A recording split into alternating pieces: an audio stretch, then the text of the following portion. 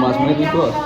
kedua, di sini kami nggak mau jelasin terlalu panjang lebar karena ya di sini pasti semuanya mengalami ya. Semua manusia itu pasti mengalami namanya insecure. Oke, betul. Insecure. Semua orang di dunia ini tuh pasti ngalamin insecure.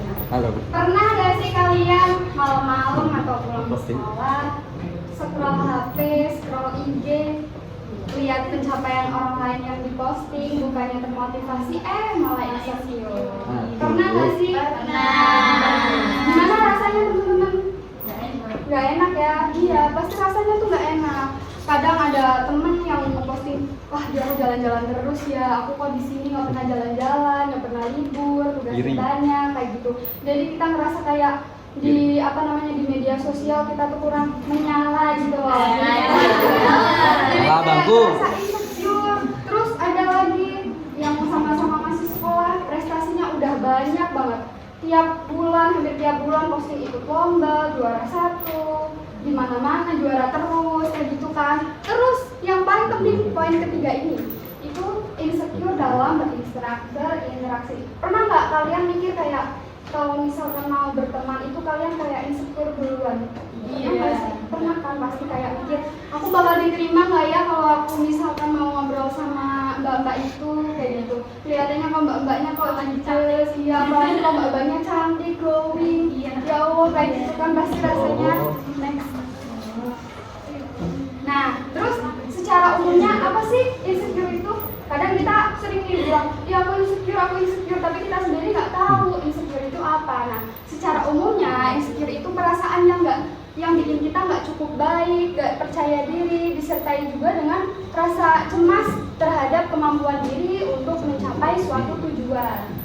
Nah, di sini insecure itu bisa juga kita bedah lagi, maksudnya kita perpanjang lagi, itu adalah persepsi diri tentang kekurangan diri kita yang membuat kita gak nyaman, gak aman, ngerasa tertekan, gak pede, takut salah. Nah itu semua adalah insecure, yang mana insecure ini pasti dialami oleh semua manusia. Gak ada manusia di dunia ini yang gak pernah insecure, gak ada. Semua orang pasti pernah mengalami yang namanya insecure.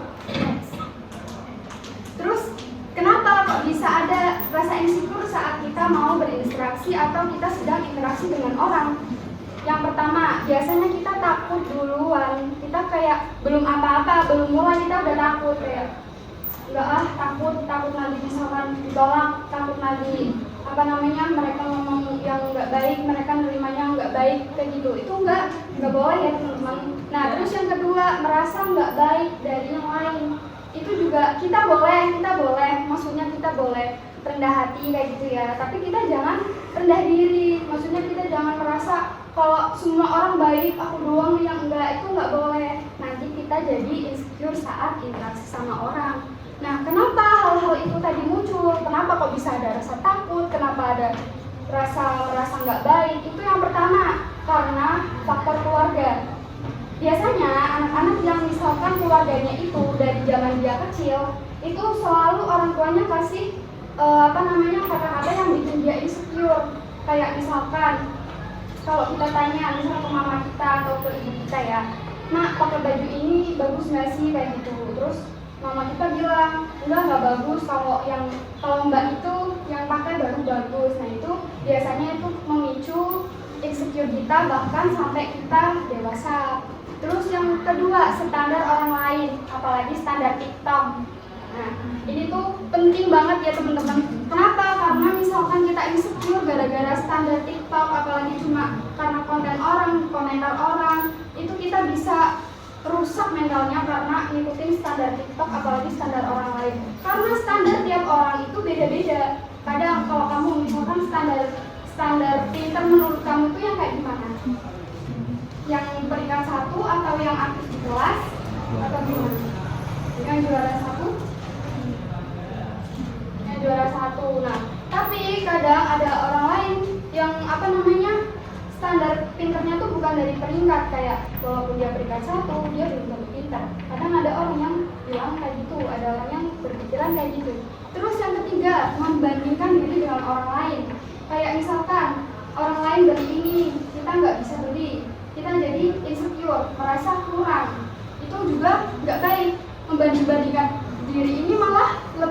daripada mengikuti standar orang lain, teman-teman. Kita masih mending ikuti standar orang daripada kita banding-bandingin diri sama orang. Terus yang keempat, nggak pede dengan kemampuan yang ada di diri kita. Kita semua itu dilahirkan bukan kayak cuma kosong gitu ya. Pasti kita punya bakat, cuma kita mungkin belum menemukan bakat itu. Terus yang kelima, siapa yang di sini harus validasi? Harus dipuji. Kalau ada orang yang nggak muji, perasaannya langsung, aduh kok aku kayak gini, kok aku jelek ya, kayak gitu. Itu nggak boleh. Terus next Kak. Nah, kalau misalkan insecure, semua di sini insecure nggak sekarang? Enggak, bagus. Nah, insecure itu ada yang sadar, ada yang nggak sadar. Bisa jadi kita kayak denial, kita kayak menolak perasaan insecure itu yang ada pada diri kita. Aslinya kita insecure, tapi kita ngomongnya, enggak, aku nggak insecure. Nah, di sini nih yang bahayanya. Kalau kita nggak sadar kalau kita lagi insecure, kita bisa nyakitin orang lain pakai kata-kata kita. Misalkan kayak, apa sih orang cuma kayak gitu doang. Nah, itu tuh kalau kita lagi insecure, cuma kita nggak sadar. Tapi kalau orang yang sadar kalau dia itu lagi insecure, orang itu tuh nggak bakal punya waktu teman-teman buat ngurusin orang lain. Nggak bakalan dia bilang kayak, apa sih kayak gitu doang, nggak biasa aja, nggak bakal. Karena itu nggak bakal bilang kayak gitu kalau dia nggak lagi insecure. Next Kak. Selanjutnya ini, di sini semua punya Instagram. Ya. Punya semua? Ya. Nah, sering buka IG? Sering. Sering. Biasanya kalau di IG itu isinya apa ya? Semuanya masuk gitu ya. Ya. Nah, di sini nih. Kita kalau misalkan mau insecure, terus lihatnya sosmed orang, itu tuh sebenarnya cuma 10% yang kita lihat.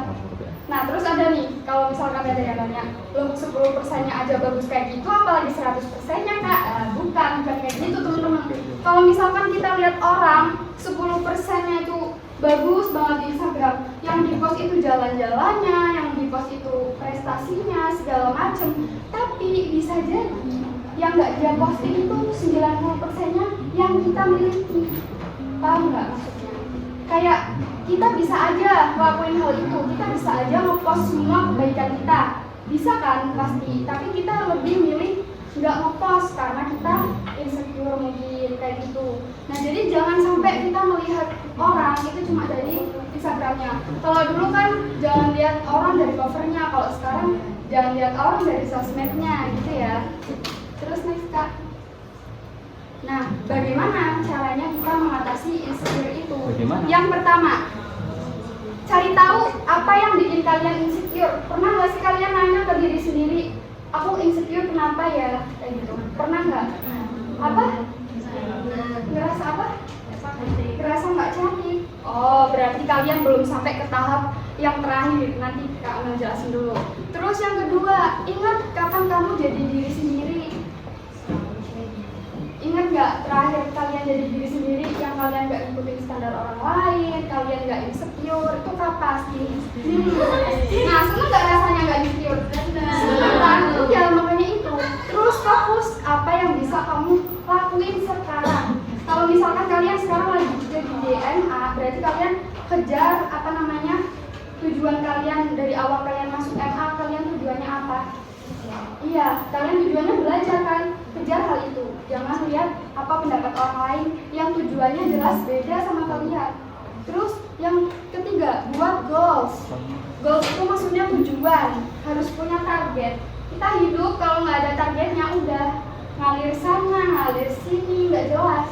Jadinya malah kita buang-buang waktu. Iya. Terus care dengan diri sendiri. Kalian peduli nggak sama diri sendiri? Peduli kan? Iya, peduli itu gampang. Misalkan ada kayak jaga kebersihan, itu termasuk peduli sama diri sendiri. Yang terakhir, ini paling penting, kita harus merasa beruntung. Kita harus merasa beruntung. Banyak yang kalian miliki, yang orang lain itu nggak punya. Tapi kita kadang nggak sadar. Dan kita kadang lebih fokus sama insecure kita daripada merasa bersyukur tadi. Terus kalian pernah nggak ngerasa kalau orang lain lihat kalian itu jelek? Pernah nggak? Nah, Pernah. sering. Kayaknya pada ngantuk ya? Pada ngantuk nggak? Tes. Kayaknya pada ngantuk. Pada ngantuk. Yang ngantuk boleh keluar nggak apa-apa.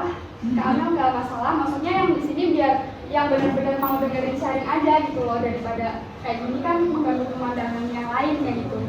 Terus di sini ada hubungannya insecure dengan konsep diri. Konsep diri itu gimana cara kita memandang diri sendiri. Kadang kita memandang diri kita sendiri itu negatif. Kita mikirnya juga, orang lain juga pasti lihat aku negatif kayak gitu. Padahal belum tentu, orang lain bisa jadi lihat kita kayak, ih dia kok ini banget ya, apa namanya, kayak cantik, pintar, kayak gitu. Bisa jadi teman-teman. Cuma kitanya nggak tahu karena orang itu juga nggak bilang. Terus manfaatnya apa sih teman-teman kalau kita misalkan belajar tentang insecurity tadi? Manfaatnya itu kita sekarang yang lagi insecure, kalian itu sebenarnya ada di zona takut.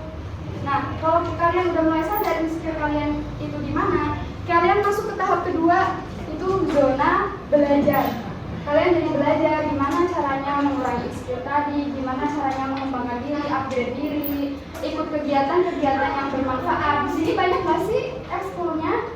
Banyak. Nah itu kalian ikuti, kalian bisa upgrade diri di situ, mengembangkan bakat kalian, cari bakat sebanyak-banyaknya, mumpung masih kelas 10. Kalau misal kelas 12 udah nggak ada waktu lagi, udah beda. Terus yang terakhir zona aspirasi tadi ya, kayak kita ngerasa tujuan kita benar, kita beruntung, kita punya bakat, udah kita on track kejar apa yang kita mau raih. Terus tujuannya, kalau tadi kan manfaatnya. Sebenarnya Kak Amel datang ke sini nyampein materi insecure itu buat apa ya? Tujuannya itu satu, biar kalian berani ngomong di depan kelas, itu udah paling minimal. Di sini masih ada yang suka malu kalau maju, misalkan praktek kayak gitu, ada. Ya pokoknya pada ini aja ya, introspeksi aja. Jadi Kak Amel kesini biar kalian berani ngomong di depan. Nih di sini Kak Amel lagi nyontoin yang namanya ngomong di depan. Gitu ya teman-teman. Terus kalian boleh, kalian misalkan nggak paham, kalian tuh bisa langsung tanya ke guru. Nggak ada malu-malu lagi, nggak ada tanyain dong, nggak ada kayak gitu lagi. Terus yang ketiga, diskusi. Kalian jadi lebih gampang diskusinya sama temen, nggak jadi aku insecure, nggak ada. Kalian udah bisa bebas berekspresi dengan teman. Terus tidak mudah terpengaruh. Kadang kan ya, kita semua tahu pergaulan zaman sekarang kayak apa. Nah, jadi kalau misalkan kita insecure, kita sering teman-teman, kita secara nggak sadar itu kita ngikutin mereka. Karena kita ngerasa mereka keren karena nakal. Nah, itu salah, nggak boleh. Kita harus tetap kembali ke target kita yang tadi, yang kelima, lebih santai dalam belajar. Kalian jadi nggak tergesa-gesa, nggak ngikutin target orang. Yang terakhir, ini tahapan paling penting, kalian bisa self love. Self love itu apa? Iya bagus, kita bisa mencintai diri sendiri sepenuhnya. Oke? Udah? Itu aja. Ini kata-kata hari ini. Kata-kata hari ini ya bukan kata-kata sih, kayak motivasi aja buat kalian semua. Jika kamu ingin terbang, kamu terlebih dahulu harus melihat sayapmu. Oke teman-teman, mungkin kalian banyak yang bingung sama kata-kata ini. Tapi percaya kalau kalian bisa merapin, kalau kalian bisa meresapi kata-kata ini, kalian bakal lihat detail diri sendiri kalian dalam-dalam. Apa yang bisa kalian lakukan, apa yang bisa buat kalian lebih keren, kalian nanti bisa. Oke? Sekian dari Kak Amel. Terima kasih yang sudah mau mendengarkan. Semoga bermanfaat buat kedepannya, apalagi buat yang cewek-cewek. Oke? Assalamualaikum warahmatullahi wabarakatuh. Waalaikumsalam warahmatullahi wabarakatuh.